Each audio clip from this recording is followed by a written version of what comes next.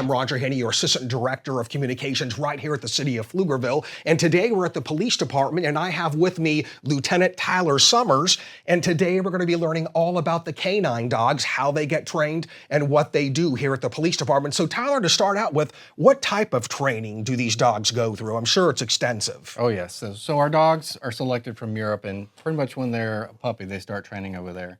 We select them when they're about 2 years old, and once they get paired with a handler, it's pretty much training continuously until they retire. So right now I'm going to take part in a training with the canines, which means I need to put on this very protective suit. So I guess let's head out and get started. Let's go. Okay.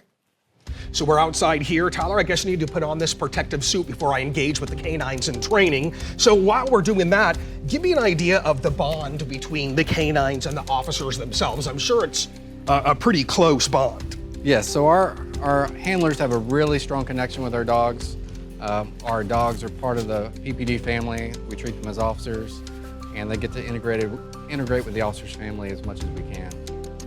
So then talk about what are some of the things the dogs actually do in law enforcement? So our dogs are mainly used as locator tools. So they can locate persons, they can locate narcotics, they can even locate evidence that's lost in a field or something. Oh, wow, that's pretty amazing.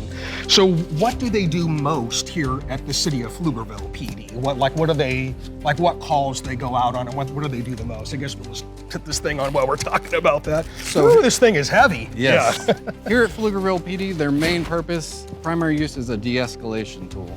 So when a dog shows up, most people, they don't want to go through that, and they say, you know, I'll give up now. So that's the biggest use we have for them here. Okay, I'm a little nervous, but I guess next is to take part doing the exercise with the dogs. I know it's pretty safe, right? You handle pain okay? Sometimes it depends, so. We'll find out. Okay, let's get started. I can barely move in this thing. We have one of the canine officers here with us, and so what's the first thing we're gonna do to get ready for this exercise?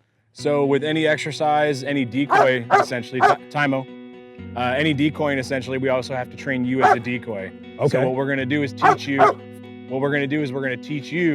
how to safely, essentially what we call Tymo, how to safely catch a dog. Okay. And in that process, what you're doing is you're properly training the dog and the decoy on how to do this safely for everybody. Okay. Okay, so the first one, I'm gonna come in, the dog is gonna come in fairly slowly and controlled. Tymo. He's gonna come in fairly controlled, and what we're teaching him here is proper targeting. Okay. Right, so it's the safest place for him to bite a decoy or any person if it ever happens in a real situation. Sounds good.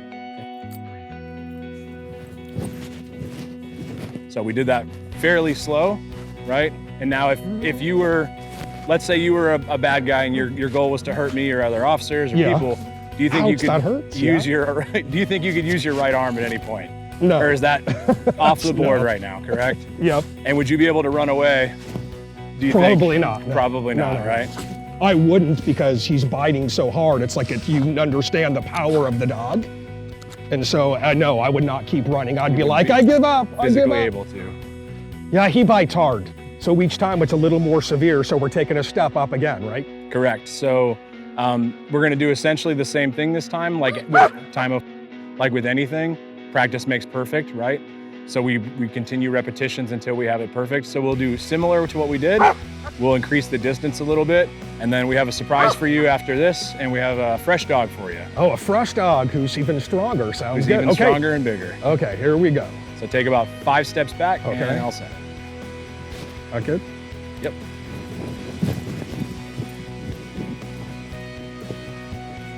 Good boy, buddy.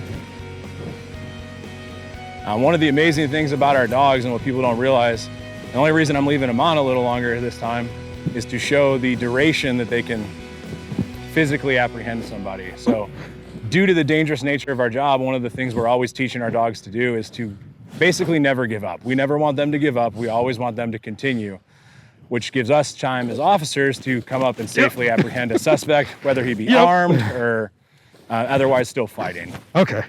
Okay, Roger, so just like I told you, we have one final scenario for you. This is gonna be our actual scenario, and we brought out a new dog. He's our youngest, his name's KoKo. He's also our biggest. So great. Sometimes we like to save that for last. Okay. In this scenario, you're gonna be our bad guy, and what we're gonna have you do is we're gonna give you commands, And you're not gonna give up, and you're not gonna go back to jail, so you're gonna turn and run, and then Okay. we're gonna let the dog go. A little nervous here. Okay, let's do it. You signed the waiver, correct? I did. All right, well then we're ready. I'm ready. Roger, get on the ground, you're under arrest. No, I'm not going back to jail. Get on the ground, sir, you're under arrest.